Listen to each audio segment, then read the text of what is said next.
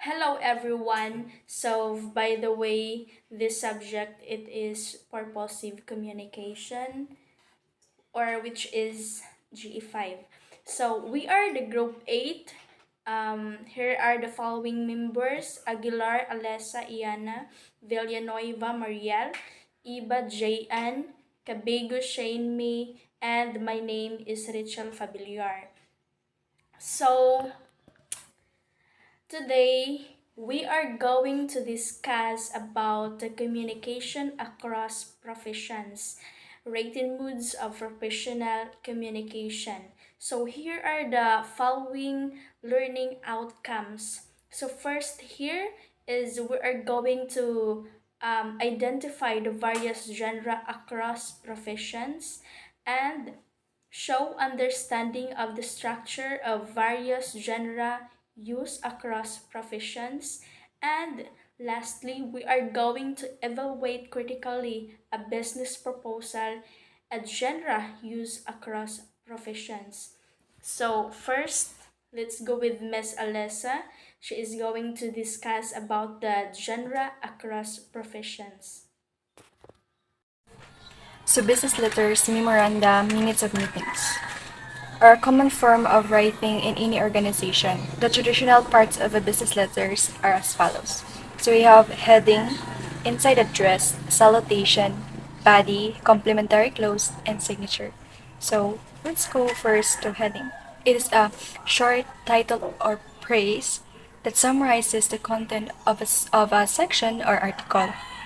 And then the second is inside address. That is the recipient details. And then the salutation. Greetings used at the beginning of a letter, addressing the receiver respectfully and appropriately. And then the body, the main content of a letter, where the message or information is conveyed. And then the complimentary close, a polite praise used at the end of a letter. And then the signature. It is the sender's name. It is the sender's name and title at the end of a letter. And then, uh, general, the business letter follows a certain format. So, na certain format ng business letter. First is the conventional heading. Includes the address of the writer and the date between the letter is written. So, ang sa conventional heading is nagabutang diha is ang address sa writer sa gasulat. And then, anos niya gisulat ang mao nga letter. And then the second one is the modern heading. Uses the company's stationery, which bears company's logo, address, telephone number, and other information.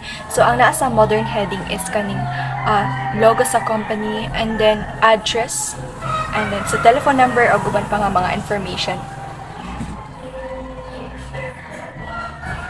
So, mo na siyang example sa modern heading. So, company's logo, and then, mga inana. So, inana. Like, inana ang ano niya.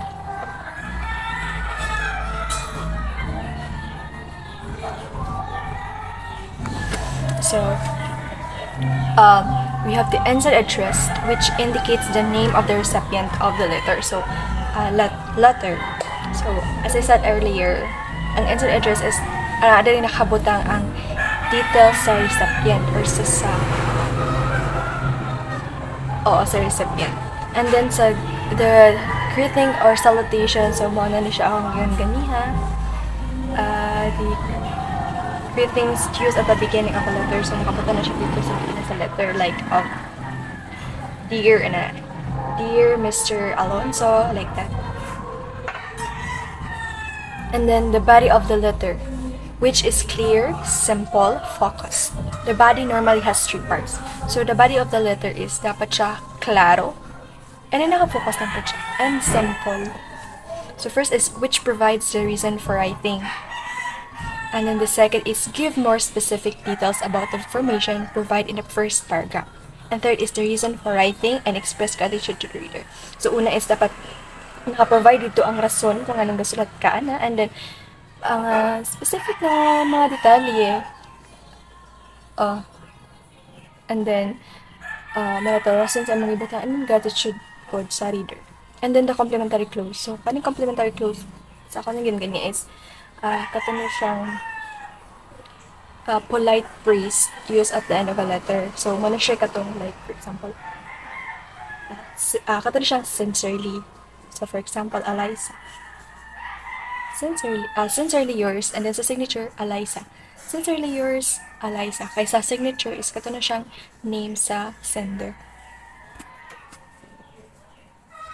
So, muna siya example, conventional heading, our nice avenue, Pasay City, and then sa date niya is September 28, 2020, and then muna siya inside address. Mr. David West, proprietor Zenith Enterprises, 23rd Street, Paco, Manila, and then the salutation is Mr. Ruiz.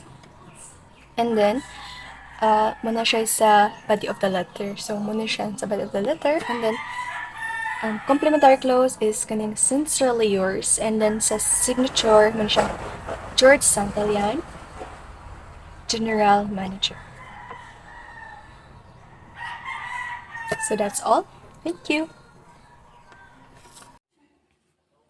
Okay, so let's move on. Now we are going to discuss about the business letters, memoranda, minutes of meetings. So let us now listen to the discussion of May's Shane May. So next, we have here the memorandum. The term memorandum can be shortened or abbreviated by calling it a memo. A Latin term that means it must be remembered. It is written to serve as a reminder to one's constituents who need to do or act upon something. So when we say memorandum, it is a written message that typically used in a professional setting. So a memorandum is a type of message that sent to members within a business or organization. So a memo, short for memorandum, meaning it is a reminder. So it is usually a group of message that sent from one person to several recipients. So next, we have here an example template of a memorandum. So we have here the to or the sendee, from, which is the sender, the date, and the subject. So the purpose of this memo is to summarize everything. It could be in a business or organization. It informing the reader about new information, just like the new policy changes or the price, or such as attend a meeting. So next, we have here, sending a memo via electronic mail is acceptable, but you still need to follow the correct format. So it is important to organize your memos well. So well-organized structure of topics will help you ensure your memo is easy to read and understand by the reader. So memo should only be addressed to the individuals who need to read it. Okay, so let's move on. Now we are going to discuss about the minutes of meetings. So organizations, institutions, agencies, and even smaller units of offices hold meetings from time to time. So meetings are a common occurrence in different types of groups and entities. So meetings serve as a platform for discussion, decision making, and problem solving, of course. And then meetings are documented so that you can always refer to them when issues arise in the future. So, the primary purpose of documenting minutes of meetings, um, by recording discussions, decisions, and action points, it becomes easier to recall past decisions and discussions when similar issues arise in the future. So, next, thus, it is important that the records are kept properly. So, this stresses that the importance of maintaining accurate and detailed records of meetings. So, proper record keeping ensures that the information captured is reliable, and then it is accessible and can be used effectively when needed. So, And then you can provide the soft and hard copies. It is very highly recommended. So this suggests that having both electronic, which is soft, and then the physical, it is hard copies of meetings of minutes. So it is very advisable. So soft copies provide convenience in searching, sharing, and storing digitally, while hard copies are served as a backup and can be useful in situations where electronic access is limited. And then so it is significance of documenting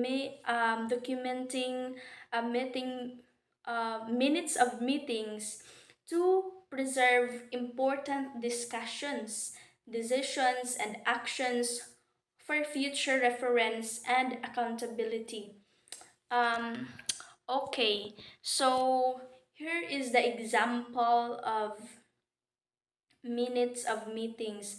So as you can see here, it is very specific, like list list of attendance. So they also provide the present, the absent, and then the approval of agenda, review and approval of minutes of the previous meeting, and then business arising from the minutes. So, and then next is new agenda, and then the adjournment. And then you can also provide the signature of the one who prepared the minutes, and then the date, and then the approval of the person copying the top position in the organization. And then next is we are going to discuss about business proposal. So here, so the purpose of this is to attract clients or secure support from passive investors or organizations. So the goal is to have the proposal approved by your clients. So the primary objective of a business proposal, which is to attract clients, your investors or organizations, by presenting a compiling case for a business idea or project. And the ultimate goal is to have proposal accepted and approved by your target audience. So next, it is a good proposal cannot be prepared overnight, and then designed a method by which you can outshine other competitors who also wish to submit a proposal on the same ground. So this emphasizes that the importance of through preparation and strategic planning in creating a business proposal. It suggests that a well-crafted proposal requires time, effort, and a competitive edge to stand out among other proposals in the same field. So next, um, business proposals generally have the three major parts. So first here, it is um, the problem statement, or what your prospective client is encountering. So the problem statement, this is where you provide the specific issue or challenge that the prospective client is facing. So it sets the content for the proposal by identifying the problem that needs to be addressed. And then next, it is the number two, propose solution. So this explains how you can address or resolve the concerns of your clients. So, um, this is where the proposal presents how the business can provide solution or address the concern raised in the problem statement. So it details the strategies, services, or products that will help resolve the client's issues. And the number three, it is costing or pricing. So you need to state the price of the services you will render if given the chance. So this part specifies the financial aspect of the proposal by outlining the cost associated with the services or products offered. So it is crucial to provide transparent, competitive pricing information. So next, it is there are no hard and fast rules as regards the length of the proposal. So this indicates that the length of the business proposal can vary depending on the complexity of the project, of the requirement of the client. So it suggests that the focus should be on the quality and relevance of the content rather than strictly adhering to a specific length. So your proposal should be accompanied by a cover letter and should begin with a title page with your name or the name of your company, and then the company to whom the proposal is being submitted, as well as the date when it is submitted. So your proposal should be accompanied by the cover letter. So it is being so this it is important to including the additional documents such as a cover letter and a title page when submitting a business proposal. So these elements provide essential information about the sender, recipient, and the submission date, enhancing the professionalism and the clarity of the professional presentation. I mean, the proposal presentation.